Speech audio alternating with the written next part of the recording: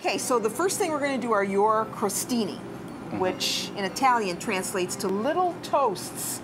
And you've got to use a really good bread. Why do you like to use the ciabatta? I like it because it's flavorful. The crust, the crumb is a very nice crust, and the crumb. And it's easy to work with, easier when someone grabs the little toast. A small piece. A small piece, and just kind of just work with it Yeah.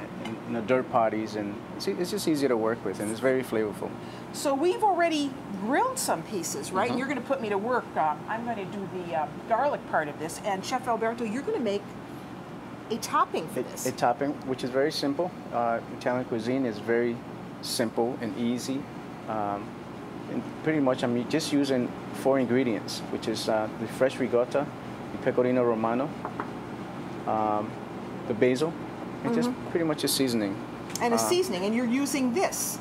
Right, which is soppressata. Soppressata, okay. We should tell everybody that soppressata is a pork product, right? It's a cured pork product.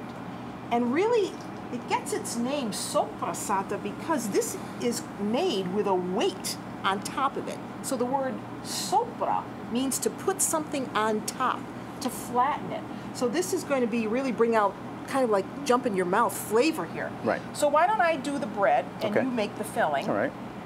And, you know, I know a lot of people like to make this kind of a thing. They call it a bruschetta sometimes. If you're in Tuscany, where you were, they call it crostini. But they use the wrong bread when they go to make crostini or bruschetta. You've got to use a really dense type of bread. You just grilled this on your kitchen grill here. Right. And here we have just fresh garlic. So now that the bread is grilled, this acts like a cheese grater, right? Because now you can just rub, you see, the garlic over the bread, and it takes that garlic right into the bread. This is the true garlic bread, not the spongy stuff that we often see, spongy bread that has a little bit of maybe an inferior kind of oil over the top of it and some garlic. So you just want to rub the bread with the clove of garlic. And then we're ready. So then what did you do? Okay. Basically, I put the ingredients together, the ricotta cheese, the pecorino romano, the fresh basil, and the salt and pepper. I like to use kosher salt because it creates a big window of you not creating a mistake when you're making something. So even at home, I like to use kosher salt. Kosher salt. All right, and we should tell them that the pecorino cheese is sheep's milk cheese, right? Right. So that's got salt in it to begin with, so you got to really control how much of the kosher salt you're going to put in. Are you the kind of chef that likes to taste as you go along? Yes, I do. Yeah, okay, I think that's important. That's part of it. All right, so you just mix all that up. Fresh basil. Fresh basil. Pecorino. Pecorino, a little salt and pepper. A little salt and pepper. And you used whole milk ricotta?